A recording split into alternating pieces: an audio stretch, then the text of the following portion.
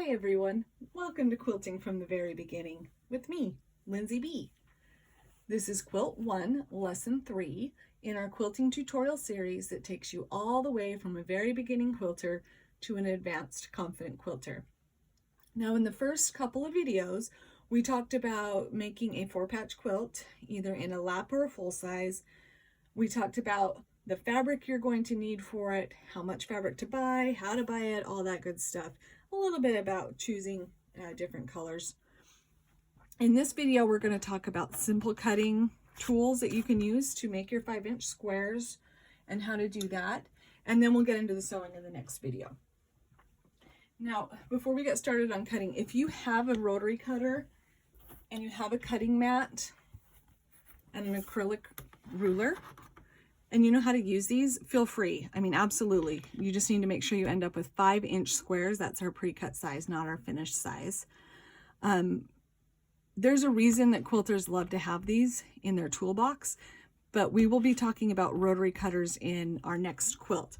So if you kind of want to get a jump on that, the mat, this is basically what is in a Fisker's cutting kit.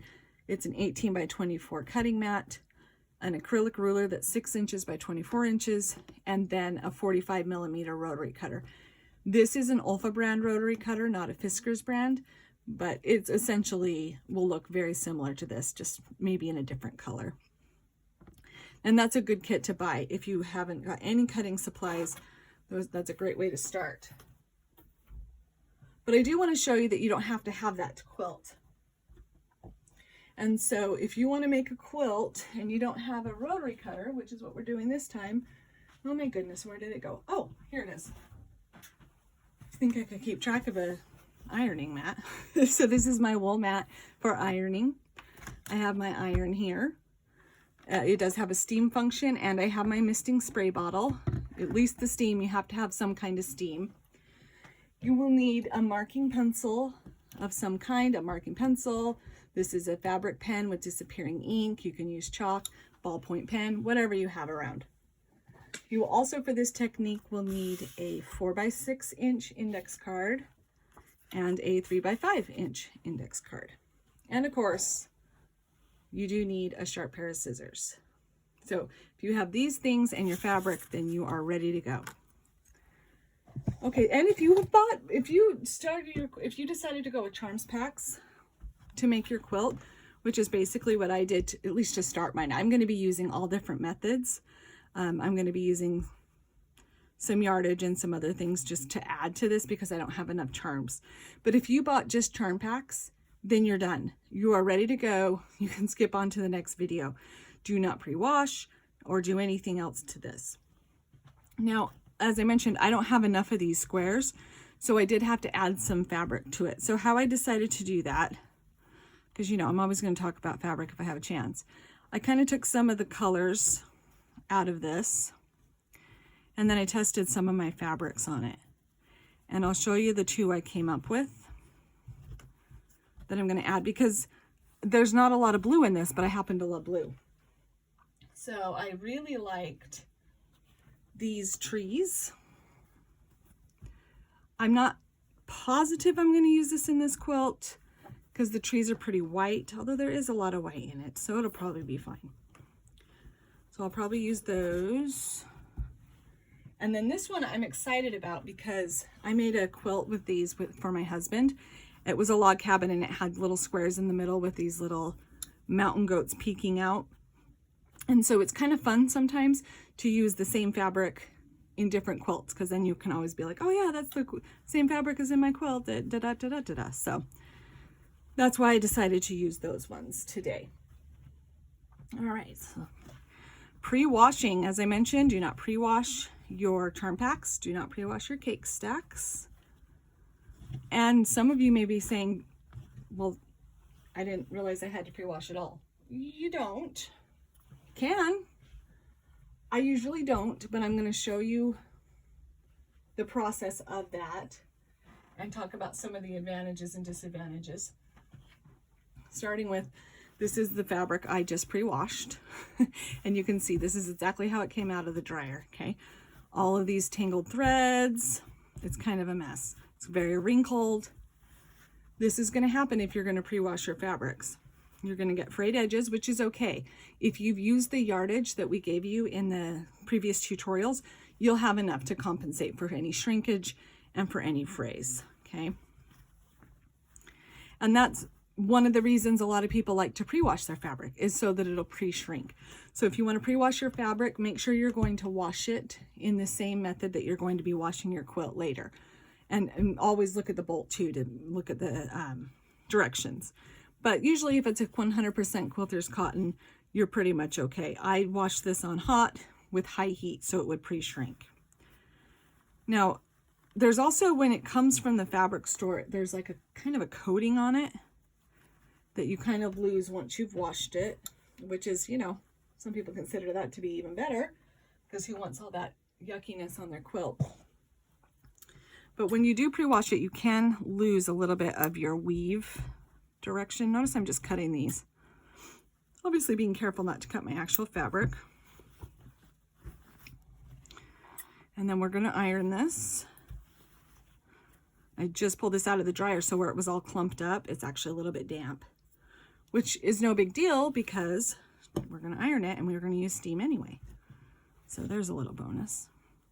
So a lot of quilters swear by pre-washing. If you're using dark reds or bright colors, I mean, I've never had issues with bleeding, but that's not to say that that won't happen to me someday and I won't get bit.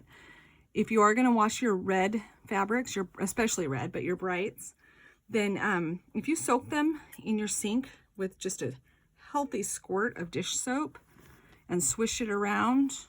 You can do it in your washing machine if you have a top loader, but I would not do it if you have a front loader because that's just way too many bubbles. And then just rinse it really well and then wash it as usual. Then that will help.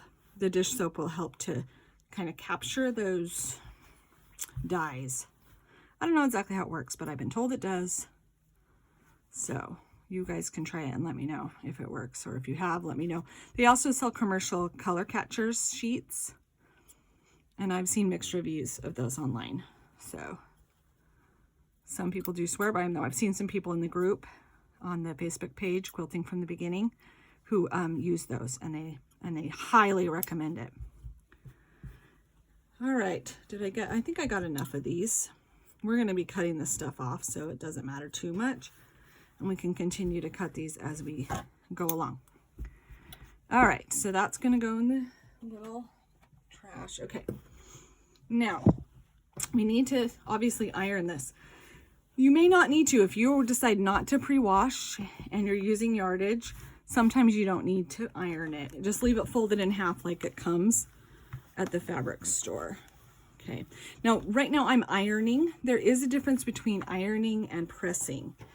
Ironing is when you're just trying to get wrinkles out. And so you notice I'm moving the iron back and forth, back and forth.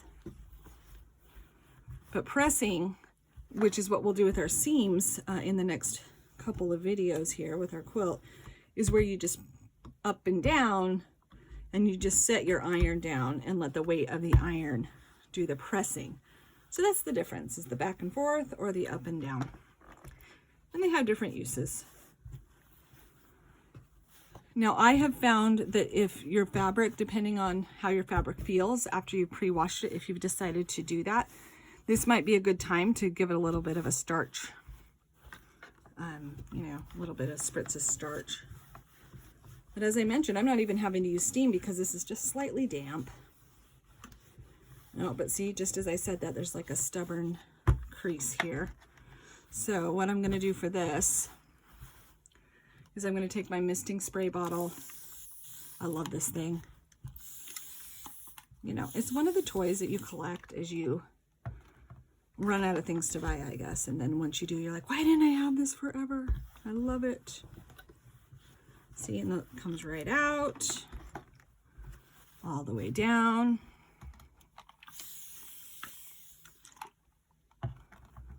Getting this nice and straight. Now, when you buy the fabric with yardage, it's folded up on the bowl. It's folded in half from selvage to selvage, and I'll show you what that means. And that's going to become important in just a second. Okay, so you see these frayed edges. This is the cut edge, so this is your length. This happens to be 1/3 of a yard, so these frayed edges are from length, from edge to edge there. Okay, that'll do it. I'm going to turn this off so I don't burn myself. Okay. And then the salvage edge is right here.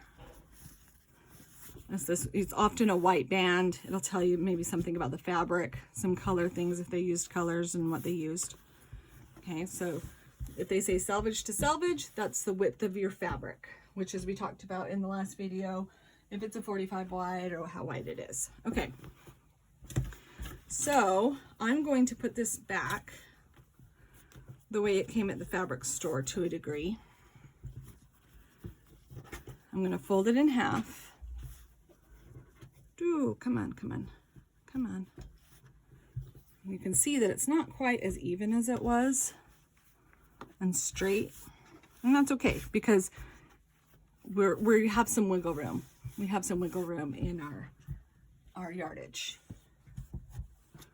But I'm going to grab this actually and just put a quick press back on this bottom seam. Just a quick one. You don't want that to be, you know, set. Okay, so now we're going to cut this into our 5-inch squares. So the first thing we do is we put our selvages together, and then we take our folded edge and we fold it up to the top. Okay, and you just make it as straight as you can, because your grain, especially as we get into more complicated quilts, oh, I've got a lump there. See, these little threads, that's okay. As we get into more complicated quilts, the straighter you can cut it on the grain, the better. So I'm going to take my index card, my 6-inch, my 4x6, and I'm going to write on this. I'm going to write 6 inches because we want to make sure that we use the long edge for this part. Now I'm going to use a marker to mark my fabric simply because you can see it, but you should obviously use maybe a pencil. I'm just going to line this right up against my edge here, right up against my folded edge. And then I'm going to make a mark. You can draw all the way down if you want. You can do dashed lines, whatever it is you want to do. I'm going to move it down a little bit because you want to make sure you're keeping it straight. Don't worry about what's happening over here. Worry about what's happening here. You want it straight right here.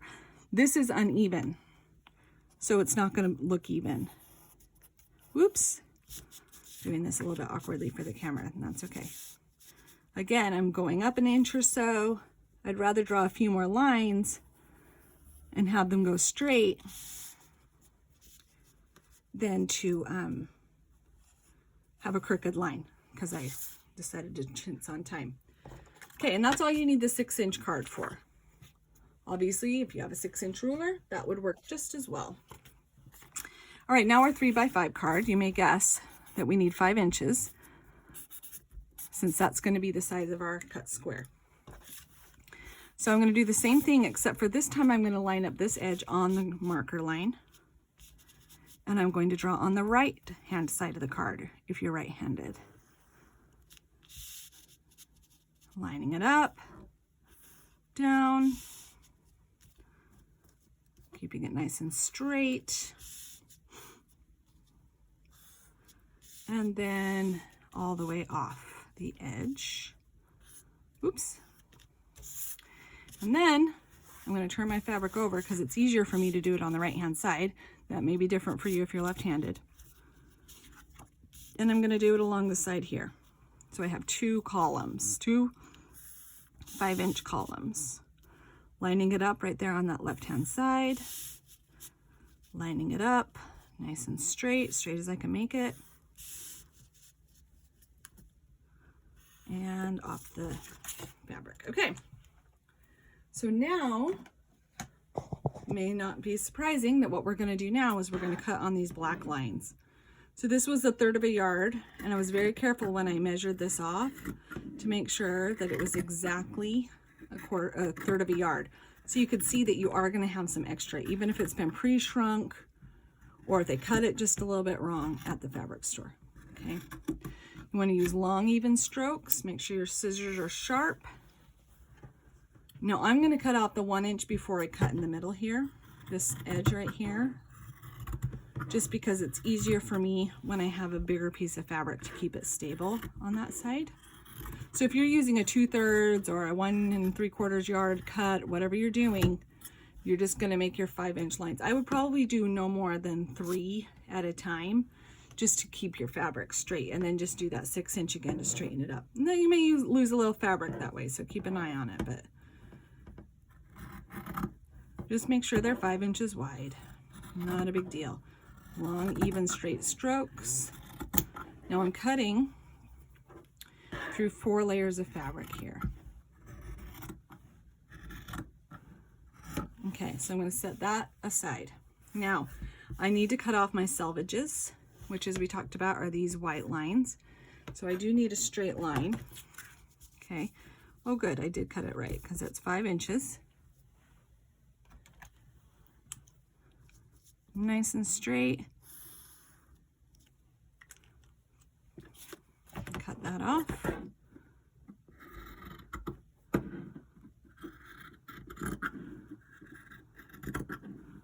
Okay.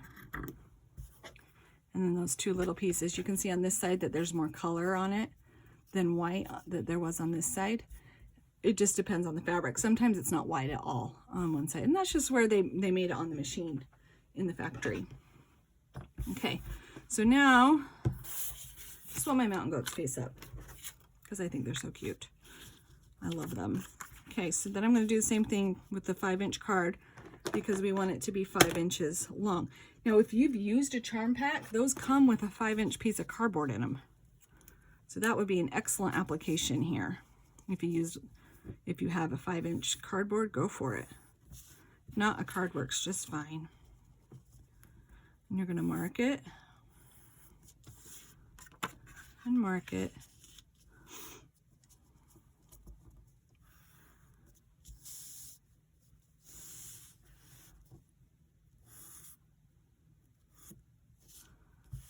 Okay. All the way to the end.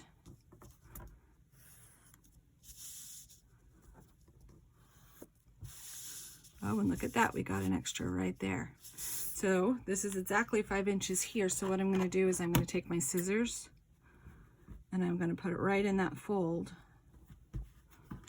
And I'm just going to cut it like that. And then I'm going to cut it on this line. And voila! 5-inch square, 2 of them. So that's 2, 4,